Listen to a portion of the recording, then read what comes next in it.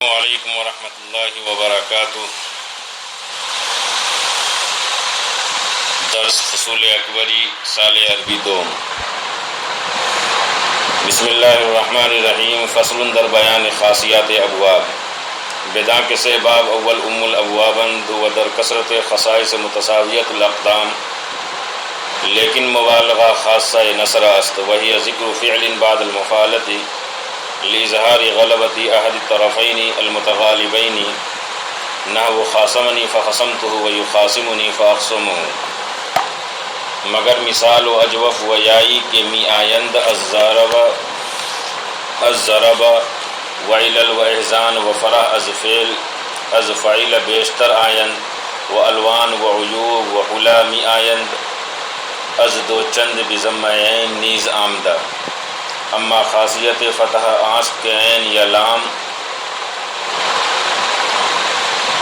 لام او از حروف حلقی بود، اما رکن یرکن من التداخل او ابایابا شاذ، و خاصیت کروما آکے از صفت خلقیہ بود، حقیقتاً یا حکمیاً یا صفت شبیہ بعام، و باب حسیب الفاظ معدودہ، نعیم وبق ومق وسق وفق ورث وریا وریم وریما وریا ولیا وغیرہ وحیرہ ولیا وحیلا وعیم وطیہ یئیسا یبیسا۔ عزیز طلباء،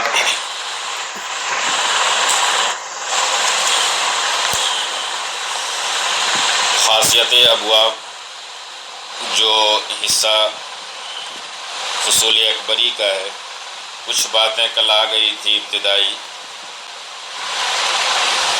یہ کتاب اب شروع ہو رہی ہے فصول اکبری کے صفحہ نمبر 39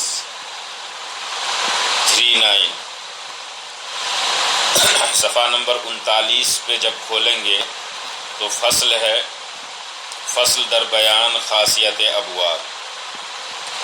یہ فصل ہے خاصیت ابواب کے بیان میں، یہاں سے یہ کتاب شروع ہوگی۔ اس کے بعد بتایا خاصیت کی تعریف کل آ گئی تھی، لغوی معنی کیا ہے خاصیت کی، اصطلاحی معنی کیا ہے۔ اس کے بعد مصنف علیہ الرحمہ نے بیان کیا بدا کے سے باب اول الابوابن، کہ جاننا چاہیے کہ شروع کے 3 باب جو ہیں وہ الابواب یعنی تمام ابواب کی اصل ہے۔ ودر کثرت خصائص متساویت الاقدام، لیکن مبالغہ خاصہ نصر است،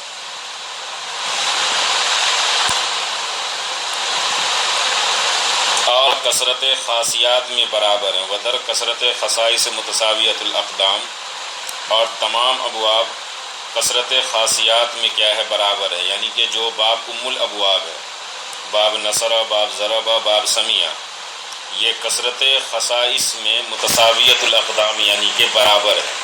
متساویت الاقدام کا ترجمہ کریں گے کہ برابر ہے، لیکن مبالغہ خاصہ نصر است، مگر مغالبہ باب نصر کی کیا ہے، خاصیت ہے۔ اس کے بعد وہی ذکر فعل بعد المفعلۃ لإظہار غلبۃ احد الطرفین المتغالبین،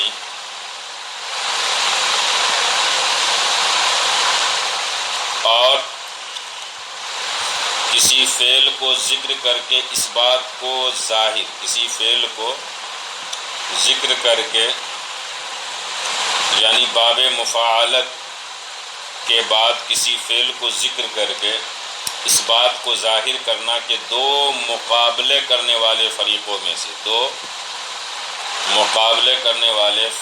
میں سے فعل ثانی کے فاعل کو فعل اول کے فاعل پر معنی مصدری میں غلبہ حاصل ہے۔ معنی مصدری میں کیا ہے، غلبہ حاصل ہے۔ نحو خاصمنی فخصمتہ ویخاصمنی فاخصمہ، کہ اس نے مجھ سے جھگڑا کیا تو میں جھگڑے میں غالب آ گیا۔ یخاصمنی فاخصمہ، وہ مجھ سے جھگڑا کرتا ہے تو میں جھگڑے میں اس پر غالب آ جاتا ہوں۔ یہ تو ترجمہ ہوا۔ کل بتایا تھا کہ مصنف علیہ الرحمہ نے یہ بیان کیا کہ شروع کے جو 3 ابواب ہیں، باب نصرہ، باب ضربہ اور باب سمیع، یہ ام الابواب ہے۔ ام الابواب کا مطلب یہ کہ اصل جو باب ہے وہ یہی 3 باب ہیں، اور باب ضربہ ہو یا باب نصرہ ہو یا باب سمیع ہو، یہ کثرت ابواب خاصیت میں یہ برابر ہے، کثرت خاصیات میں تینوں باب برابر ہیں۔ لیکن نصرہ کا جو ایک خاصہ ہے وہ ہے مغالبہ۔ کیا ہے؟ مغالبہ۔ اب مغالبہ کہتے کسے ہیں؟ اس کی تعریف کیے ہیں مصنف علیہ الرحمہ نے، کیا ہے؟ تعریف کی ہے، وہی ذکر فعل بعد المفاعلۃ لاظہار الغلبۃ احد الطرفین المتغالبین، کہ باب مفاعلت اور اشتراک پر دلالت کرنے والے ابواب کے کسی صیغے کے بعد، کیا ہے؟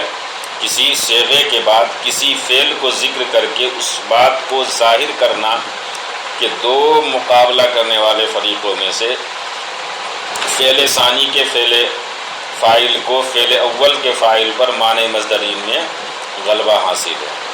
خاصمنی فخصمتہ، یخاصمنی فاخصمہ، پوری تفصیل کل کے سبق میں آ چکی ہے اس کی، کہ یہاں فخصمتہ اس کا لغوی ترجمہ تو یہ ہوگا کہ اس نے مجھ سے جھگڑا کیا تو میں نے اس سے جھگڑا کیا، لیکن باب نصرہ کی خاصیت مغالبہ ہے، تو اب خاصیت باب نصرہ کی وجہ سے آپ ترجمہ کریں گے کہ اس نے مجھ سے جھگڑا کیا، خاصمنی اس نے مجھ سے جھگڑا کیا، فخصمتہ تو میں جھگڑے میں اس پر غالب آ گیا۔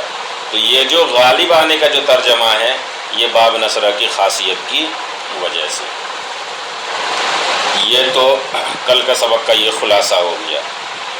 آگے ہے مگر مثال وَأَجْوَفِ یائی کے می آیند از ضرب وعلل و احزان و فریح از فعیل بیشتر آین۔ اب آگے بتا رہے ہیں کہ لیکن اگر فعل کیا ہو؟ مثال واوی ہو۔ مثال ہے یہاں مثال واوی، مثال سے مراد مثال کی آپ کو معلوم ہے کہ مثال کی 2 قسمیں، مثال واوی، مثال یائی۔ تو مگر مثال یعنی کہ مثال واوی یا یائی، وہ اجوف یائی اور اجوف یائی کے می آئین، اجوف یائی، اور ایسے ہی آپ یہ کر لیں کہ اس کے اندر ناقص کو بھی شامل کریں، مگر مثال واوی اور یائی اور اجوف یعنی کہ اجوف یائی یا ناقص می آئین ناقص آئی ہو تو وہ اظہار غلبہ کے لیے ہے۔ کیا ہے؟ اظہار غلبہ کے لیے ہے۔ تو اگر اب کوئی بھی باب سے اگر مثال واوی یا یائی ہو یا اجوف یائی ہو یا ناقص ہو تو وہ اظہار غلبہ کے لیے ہے۔ جس طرح آپ نے مغالبہ کو آپ نے دیکھا کہ یہ باب نصرہ ینصرو کی خاصیت ہے، لیکن اگر کوئی فعل ہو خواہ وہ کسی باب سے ہو، باب ضرب سے ہو، نصرہ سے ہو یا سمیع سے ہو، لیکن اگر وہ مثال واوی یا یائی ہے یا اجوف یائی یا ناقص یائی ہے تو وہ اظہار غلبہ کے لیے ہے۔ از ضرب، اب آگے بتا رہے ہیں کہ باب ضربہ سے استعمال ہوتا ہے۔ کیا ہے؟ از ضربہ، وہ کیا ہوگا؟ وہ ضربہ سے استعمال ہوگا۔ تو اگر کوئی بھی فعل اس کے اندر مثال واوی یائی، اجوف یائی یا ناقص وغیرہ ہو تو وہ باب ضربہ سے استعمال ہوتا ہے، وہ باب ضربہ سے آئے گا۔ جیسے آپ مثال لیں کہ وعدنی فوعدتہ، اس نے وعدہ کرنے میں میرا مقابلہ کیا تو میں وعدے میں اس پر غالب آ گیا۔ تو دیکھیں وعدنی، وعد یعید باب ضربہ سے ہے۔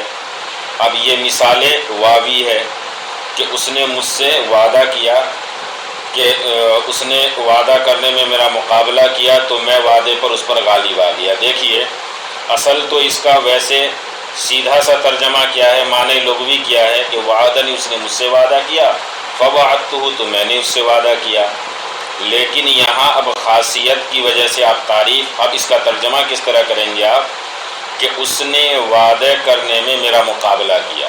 وعدنی کا ترجمہ اب اس نے وعدہ کیا نہیں کریں گے، اس نے وعدے کرنے میں میرا مقابلہ کیا، فوعدتہ تو میں وعدے میں اس پر غالب آ گیا۔ یہ تو مثال واوی کی مثال ہے۔ یاسرنی فیسرتہ، اب یہاں مثال یائی کی مثال ہے کہ اس نے جوا کھیلنے میں میرا مقابلہ کیا تو میں جوا کھیلنے میں اس پر غالب آ گیا۔ دیکھیے یہ مثال یائی کی مثال ہے۔ آگے اجوف کی مثال، اجوف یائی کی مثال، بایعنی فبعتہ، اس نے بے کرنے میں میرا مقابلہ کیا تو میں بے میں اس پر غالب آ گیا۔ ایسے ہی ناقص وغیرہ کی مثال، رامنی فرمیتہ، اس نے تیر اندازی میں میرا مقابلہ کیا تو میں تیر اندازی میں اس پر غالب آ گیا۔ یہ سب کے سب کیا ہے؟ یہ باب ضربہ سے آیا ہے۔ تو پتہ چلا کہ باب نصرہ کی خاصیت کیا ہے؟ مغالبہ ہے، اور باب ضربہ کی خاصیت کیا ہے؟ وہ ہے اظہار غلبہ، اظہار غلبہ۔ لیکن اظہار غلبہ کیا مثال واوی ہو یا یائی ہو، یا اجوف یائی ہو یا ناقص یائی ہو، تو اس وقت اظہار غلبہ کے لیے آیا، جیسا کہ آپ نے مثال میں دیکھا، وعدنی فوعدتہ، یاسرنی فیسرتہ، بایعنی فبعتہ، اور رامانی فرمیتہ سے۔ اس کے بعد بتایا وعلل و احزان و فرح از فعیلہ بیشتر آیا۔ باب سمیہ اکثر لازم ہوتا ہے، کیا ہوگا؟ اکثر لازم ہوتا ہے، اور اس سے زیادہ تر 6 قسم کے افعال آتے ہیں۔ کیا ہے؟ 6 قسم کے افعال آتے ہیں۔ نمبر 1 وہ افعال جو بیماری پر دلالت کرے، علل جو بیماری پر کیا ہے؟ دلالت کرے، جیسے کہ وعلل و احزان و فرح۔ تو جو باب سمیہ سے جو آئے گا اس کے 6 طرح کے اقسامات فعل افعال آتے ہیں، 6 قسم کے کیا ہے؟ افعال آتے ہیں۔ پہلے وہ فعل آتا ہے کہ جو بیماری پر دلالت کرے، جیسے جس کو علل کہا گیا، جیسے سقیمہ کہ وہ بیمار ہوا۔ دوسرا احزان کہ وہ افعال جو رنج و غم پر دلالت کرتے ہیں، جیسے حزینہ وہ بیمار ہوا۔ تیسرا وہ افعال جو خوشی پر دلالت کرتے ہیں، جیسے فریحہ وہ خوش ہوا۔ تو علل یعنی کہ وہ افعال جو بیماری پر دلالت کرے، احزان وہ افعال جو رنج و غم پر دلالت کرے، اور فریحہ وہ افعال جو خوشی اور فرحت کے اوپر کیا کرے؟ دلالت کرے، جیسے فریحہ وہ خوش ہوا۔ بیشتر آیت یہ زیادہ تر آتا ہے۔ وَأَلْوَانُ وَعُیُوبُ وَحُلَا مِعَیَن، اب یہاں دیکھیں کہ وہ الوان و عیوب اور حلا مِعَیَن کہ چوتھی قسم کیا ہے؟ کہ وہ افعال جو رنگ پر دلالت کرے، جو کیا کرے؟ رنگ پر دلالت کرے۔ مثال کے طور پر شہیبہ وہ سیاہی ماہل سفید رنگ والا ہوا، تو شہیبہ کا کیا ترجمہ کریں گے؟ کہ وہ سیاہی ماہل سفید رنگ والا ہوا۔ والانوان وعیوب، تو الوان کا ہو گیا، عیوب کا دیکھیں کہ وہ افعال جو عیب اور نقص پر دلالت کرے، جیسے عویرہ وہ کانا ہوا، بھینگا ہوا، تو یہ عیوب کے اوپر کیا ہے؟ دلالت کرا۔ وَحُلَا مِنْ آیَن، اب چھٹی قسم ہے کہ وہ افعال جو شکل و صورت اور اعضاء کی ایسی ظاہری پہ دلالت کرتے ہیں جس کو آنکھوں سے دیکھا اور جانا جا سکتا ہو، جیسے عینہ وہ ہرن جیسی آنکھ والا ہوا، وہ ہرن جیسی آنکھ والا ہوا۔ تو دیکھیں کہ وہ افعال جو شکل و صورت اور اعضاء کی ایسی ظاہری علامت پر دلالت کر دے جس کو آنکھوں سے دیکھا اور جانا جا سکتا ہو۔ تو حلا کس کو؟ جو شکل و صورت اور اعضاء کی ظاہری علامت پر کیا ہے؟ دلالت کرتے ہیں، تو وہ حلا مِعَیَن، جیسے عینہ کہ وہ ہرن جیسی آنکھ والا ہوا۔ اس کے بعد یہ ہے، یاد رکھیں کہ رنگ ہے، عیب ہے اور نقص ہے، وہ حلا مِعَیَن نقص ہے۔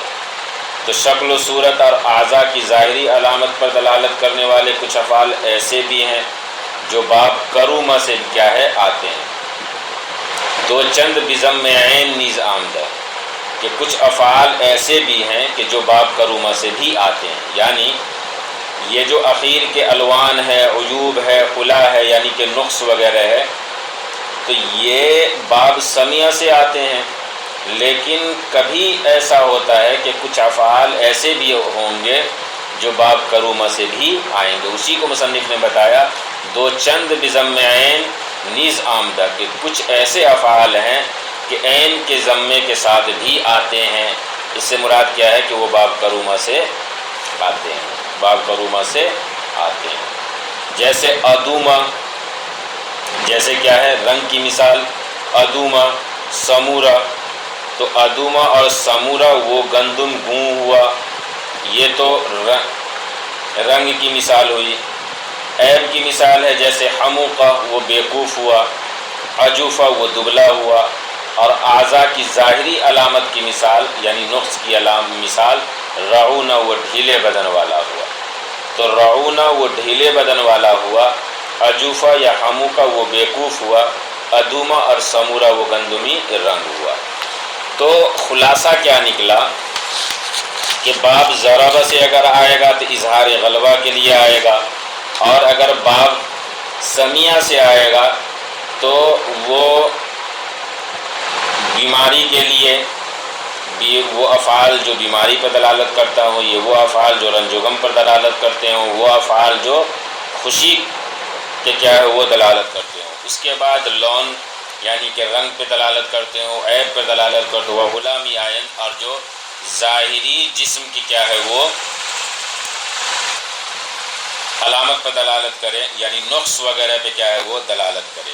تو یہ تو باب سمیع یسمعو کی خاصیت ہو گئی کہ جو بھی افعال آئیں گے باب سمیع کی اس کی خاصیت یہ ہے کہ اکثر وہ افعال کہ جو بیماری پہ دلالت کرے یا رنج و غم پہ دلالت کرے، خوشی پہ دلالت کرے، ایسے ہی رنگ پہ دلالت کرے، یا وہ افعال جو عیوب پہ دلالت کرے یا نقص پہ دلالت کرے، یہ کیا ہے یہ باب سمیع یسمعو سے یہ باب آتے ہیں. لیکن چند ایسے بھی افعال ہیں جو اگر لون پہ دلالت کرے یعنی رنگ پر یا عیب پر یا نقص پر، تو وہ ابواب جو ہیں وہ باب کرومہ سے آتے ہیں. اسی کو مصنف نے بتایا وہ چند بضم عین نیز آمدہ کہ چند ایسے افعال ہیں جو عین کے ضمے کے ساتھ بھی آتے ہیں.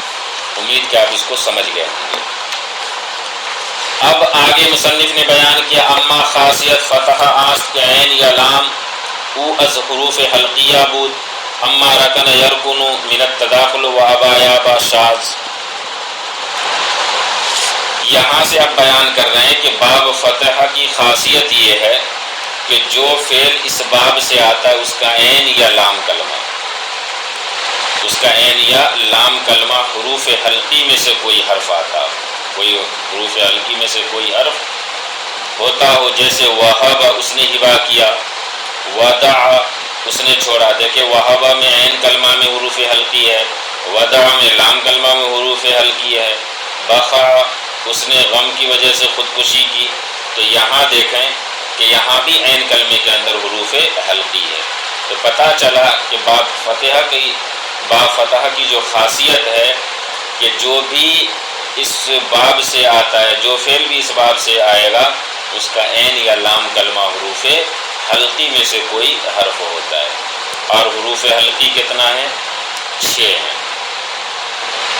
حروف حلقی کتنا ہے؟ 6 ہیں. آپ کو پتہ ہے حمزہ ہے، عین ہے، حمزہ ہے، ہا ہے، ہا ہے، خا ہے، عین ہے اور غین ہے. اب رہی بات یہ اما رکن یرکن من التداخل و ابا یابا شاذ. رکن یرکن یہ با فتح سے ہے، ابا یابا یہ بھی با فتح سے ہے. لیکن ان دونوں کے اندر آپ دیکھیں کہ جو اوپر خاصیت با فتح کے یہ بتایا کہ عین یا لام کلمہ میں حروف حلقی ہو، لیکن عین یا لام کلمے میں کوئی حروف حلقی رکنہ میں بھی نہیں ہے، ابا یابا کے اندر بھی نہیں ہے. تو یہاں دیکھیں کہ رکن یرکن اور ابا یابا یہ با فتح یفتح سے آتے ہیں. حالانکہ سوال کیا ہوگا کہ یہاں آپ نے اوپر جو بتایا کہ حروف حلقی عین یا لام کلمے میں ہو، لیکن یہاں عین یا لام کلمے میں حروف حلقی نہیں ہے، حروف حلقی نہیں ہے. تو کیسے یہ با فتح یفتح سے ہوگا؟ تو آپ اس کا جواب یہ دیں گے کہ رکن یرکن تداخل کے قبیل سے ہے اور ابا یابا کیا ہے؟ یہ شاذ ہے. جیسا کہ مصنف نے بیان کیا کہ کہ اما رکن یرکن من التداخل و ابا یابا شاذ، کہ یہ باب جو اوپر خاصیت بیان کیا مصنف نے کہ جو بھی با فتح سے آئے گا اس کا عین یا لام کلمہ حروف حلقی ہو، لیکن یہ حروف حلقی نہیں ہے، تو یہ کیسے با فتح سے ہوگا؟ تو بتایا کہ یہ رکن یرکن تداخل کے قبیل سے ہے اور ابا یابا یہ کیا ہے؟ شاذ کے قبیل سے۔ اب ہمیں سمجھنا ہے کہ تداخل کیا ہے۔ تو دیکھیں، تداخل کہتے ہیں کہ ایک فعل کے ماضی کا کسی باب سے اور مضارع کا دوسرے باب سے ہونا، کہ ایک فعل کا ماضی کسی اور باب سے ہو اور مضارع کسی اور باب سے ہو۔ جیسے رکن یرکنو میں آپ لیں کہ رکن یرکنو باب نصرہ سے بھی آتا ہے اور رکن یرکنو باب سمع سے بھی آتا ہے۔ رکن یرکنو بھی کہہ سکتے ہیں اور رکن یرکنو بھی کہہ سکتے ہیں۔ تو رکن یرکنو یہ باب نصرہ ینصرو سے آتا ہے اور رکن یرکنو یہ باب سمع سے بھی آتا ہے۔ تو باب نصرہ کی ماضی رکنا اور باب سمع کا مضارع یرکنو لے کر کے رکن یرکنو استعمال کیا گیا ہے، اسی کو تداخل کہتے ہیں اور اسی کو کہا گیا کہ یہ تداخل کے قبیل سے ہے۔ تو دیکھیں عزیز طلبہ کہ رکن یرکنو تداخل کے قبیل سے ہے، تو اب اس کا آپ جواب دیں گے۔ اگر آپ سے کوئی سوال کرے کہ تداخل کس کو کہا جاتا ہے تو یہ کہیں گے کہ رکن یرکنو یہ باب نصرہ سے اور سمع دونوں سے استعمال ہوتا ہے۔ تو ایک سے لے لیا گیا، ایک باب سے لیا گیا کیا ہے؟ نصرہ کو، اور ایک باب سے لے لیا گیا سمع کو۔ مثلا رکن یرکنو یہ باب نصرہ سے بھی آتا ہے اور رکن یرکنو یہ باب سمع سے بھی آتا ہے۔ تو رکنا کا لے گیا، نصرہ سے رکنا کو لیا گیا اور یرکنو یہ سمع سے لیا گیا، اور ان دونوں کو لے کر کے کہ ایک نصرہ کا ماضی اور یہ سمع سے مضارع کو لے کر کے یہ باب فتح یفتح کو سے لایا گیا ہے، اسی کو کہا گیا کہ یہ تداخل کے قبیل سے ہے کہ رکنا یہ باب نصرہ کا ماضی ہے اور باب سمع کا مضارع یرکنو لے کر کے رکن یرکنو استعمال اس باب کے اندر کیا گیا ہے۔ یہ تو ہو گیا تداخل کے قبیل سے کا مطلب۔ آگے ہے کہ ابا یابا شاذ ہے۔ شاذ اگرچہ آپ پڑھ چکے ہیں منشئب کے اندر، لیکن یہاں بھی آپ سمجھتے چلیں کہ شاذ وہ لفظ ہے جو قاعدہ یا استعمال کے خلاف ہو، جو قاعدہ یا استعمال کے کیا ہو؟ خلاف ہو۔ جیسے ابا یابا شاذ ہے اس لیے کہ یہ قاعدے کی کیا ہے؟ خلاف ہے، کیونکہ قاعدہ تو یہ ہے کہ ہر وہ فعل جو باب فتح سے آتا ہے اس کا عین یا لام کلمہ حروف حلقی ہوتا ہے، جبکہ اس کا عین یا لام کلمہ حروف حلقی نہیں ہے، تو ابا یابا باب فتح یفتح سے نہیں آنا چاہیے، لیکن تب بھی یہ آیا ہے تو پتہ چلا کیا ہے؟ یہ شاذ ہے، یعنی کہ قاعدے کے استعمال کے کیا ہے؟ یہ خلاف ہے۔ تو اسی کو یہاں بتایا مصنف نے، وَأَمَّا رَكَنَ يَرْكُنُ مِنَ التَّدَاخُلِ وَأَبَا يَابَا شَاذٌ، کہ یہ کیا ہے؟ شاذ کے قبیل سے۔ اس کے بعد وخاصیت کرومہ کے الصفت خلقیہ بود حقیقتاً یا حکماً یا صفت شبیہ باں۔ باب کرومہ یاد رکھیں کہ یہ ہمیشہ کیا ہوتا ہے؟ لازم ہوتا ہے۔ یہ کیا ہے؟ ہمیشہ لازم ہوتا ہے، اور تین طرح کے اوصاف کے لیے باب کرومہ کو استعمال کیا جاتا ہے، یا باب کرومہ جو استعمال ہوتا ہے وہ اس کے تین اوصاف ہیں۔ نمبر ایک صفت خلقیہ حقیقیہ، نمبر دو صفت خلقیہ حکمیہ، اور نمبر تین اوصاف خلقیہ حقیقیہ کے مشابہ۔ تو نمبر ایک کیا؟ صفت خلقیہ حقیقیہ، نمبر دو صفت خلقیہ حکمیہ، اور نمبر تین یا صفت شبیبہ کا مطلب یہ کہ صفت خلقیہ حقیقیہ کے مشابہ۔ تو ایک صفت خلقیہ حقیقیہ، ایک صفت خلقیہ حکمیہ، اور ایک صفت خلقیہ حقیقیہ کے مشابہ۔ صفت خلقیہ حقیقیہ کس کو کہتے ہیں؟ یہ تعریف دیکھیں کہ صفت خلقیہ حقیقیہ وہ اوصاف ہیں جو فطری اور پیدائشی ہو، محنت اور کوشش کے بعد حاصل نہ ہوئی، جو صلاحیت ہو یا جو صفت ہو وہ پیدائشی ہو، فطری ہو، محنت اور کوشش کے بعد نہ ہو. جیسے شجوع کہ وہ بہادر ہوا، تو یاد رکھیں یہ بہادری جو ہے یہ ایک فطری اور پیدائشی وصف ہے. محنت اور کوشش سے یہ شجاعت کیا ہے، بہادری حاصل نہیں ہوتی. تو شجوع یہ دیکھیے باب کرومہ سے یہ صفت خلقیہ حقیقیہ ہے.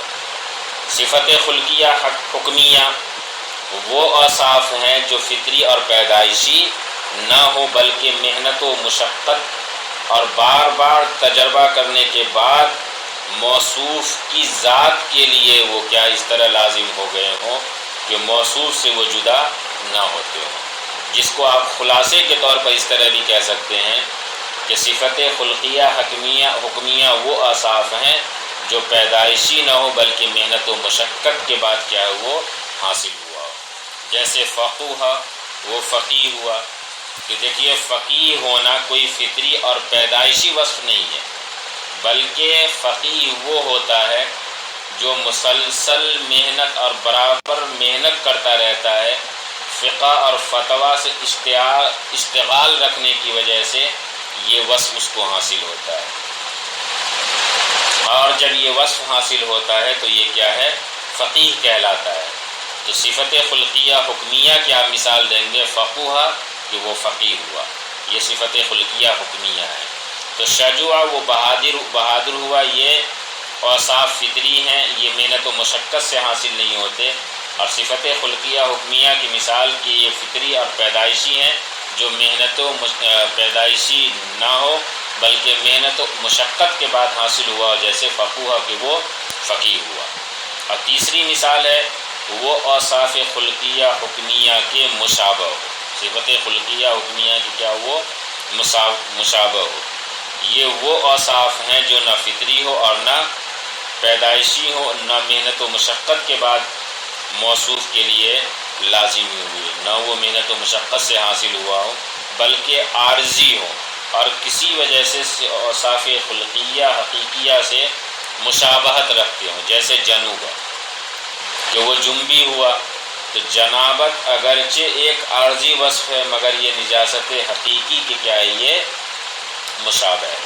تو دیکھیں جنوبہ یہ اوصاف خلقیہ حقیقیہ کے مشابہ ہے، اس لیے کہ یہ جو جنبی ہونا یہ نہ تو فطری ہے نہ پیدائشی ہے نہ محنت و مشقت کے بعد حاصل ہوا بلکہ یہ عارضی ایک صفت ہے جو انسان کے ساتھ کیا ہے وہ عارض ہو جاتا ہے. تو یہ صفت خلقیہ حقیقیہ کے کیا ہے یہ مشابہ ہے. تو خلاصہ کیا نکلا کہ باب کرومہ کے 3 خاصیتیں: نمبر 1 صفت خلقیہ حقیقیہ، نمبر 2 صفت خلقیہ حقیقیہ حکمیہ صفت خلقیہ حکمیہ، اور نمبر 3 صفت خلقیہ حقیقیہ کے مشابہ ہو. تو پہلی کی تعریف کریں گے صفت خلقیہ حقیقیہ کی کہ جو صفت فطری اور پیدائشی ہو، محنت مشقت کے بعد حاصل نہ ہو، جیسے شجوع. اور صفت خلقیہ حکمیہ کہ جو اوصاف فطری اور پیدائشی نہ ہو بلکہ محنت و مشقت کے بعد حاصل ہوا ہو، جیسے فقوہ. اور صفت خلقیہ حقیقیہ کے مشابہ ہو جو محنت و مشقت سے حاصل نہ ہوا ہو اور فطری اور پیدائشی بھی نہ ہو بلکہ وہ عارضی طور پر لاحق ہوا ہو، جیسے جنوبہ کہ وہ جنبی ہوا. تو یہ تو باب کرومہ کی کیا ہے یہ خاصیت ہے. اب باب خاصیت باب حسیبہ، بخاصیت باب حسیبہ.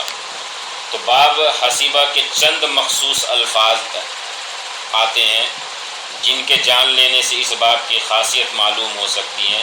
ان میں سے کچھ الفاظ یہ ہیں، یعنی باب حسیبہ کی جو خاصیت ہے وہ کیا ہے، وہ چند الفاظ ہیں. جو الفاظ یہ ہیں کہ نعیم وبق ومق وثق وفق ورث ورع وریم وریہ ولیہ وغیرہ وحیرہ ولیہ وحیلہ وعیمہ اور وطیہ یبیسہ اور یبیسہ. نعیمہ کی آپ ترجمہ کریں گے کہ اس نے خوشگوار زندگی گزاری، نعیمہ خوشگوار زندگی گزاری. وبقہ وہ ہلاک ہوا، ومقہ اس نے دوستی کی، وثقہ اس نے بھروسہ کیا یا وہ مضبوط ہو گیا، وفقہ اس نے موافقت کی، ورثہ اس نے میراث پائی، وریہ وہ پرہیزگار ہوا، وریمہ وہ پھول گیا سوج گیا، وریہ اس کی چربی بہت چکنی ہو گئی یا اس کی ہڈی میں گودا سخت ہو گیا، ولیہ نزدیک ہو گیا، وغیرہ اس نے کینہ رکھا، وحیرہ اس نے کینہ رکھا، ولیہا وہ غم کی وجہ سے خبط الحواس ہو گیا یا ڈر گیا، وحیلہ وہ غیر مقصود کی طرف خیال لے گیا، وعیمہ اس نے کسی کے حق میں دعائے خیر کی، وقیہ اس نے روندہ، یئیسہ وہ نا امید ہو گیا، یبیسہ وہ خشک ہو گیا، حسیبہ اس نے گمان کیا۔ تو یہ چند الفاظ مخصوصہ ہیں باب حسیبہ کے کیا ہے وہ خاصیت کے۔ تو عزیز طلبہ، کل جو آپ یاد کریں گے، یعنی آج کا جو سبق ہے اس کو جو آپ یاد کریں گے وہ نصرہ کی خاصیت، باب ضربہ کی خاصیت، باب سمیہ کی خاصیت، اور ایسے ہی باب فتح کی خاصیت اور باب کرومہ اور باب حسیبہ کی خاصیت کو آپ یاد کریں گے۔ امید کہ آپ سمجھ گئے ہوں گے۔ والسلام علیکم ورحمۃ اللہ وبرکاتہ۔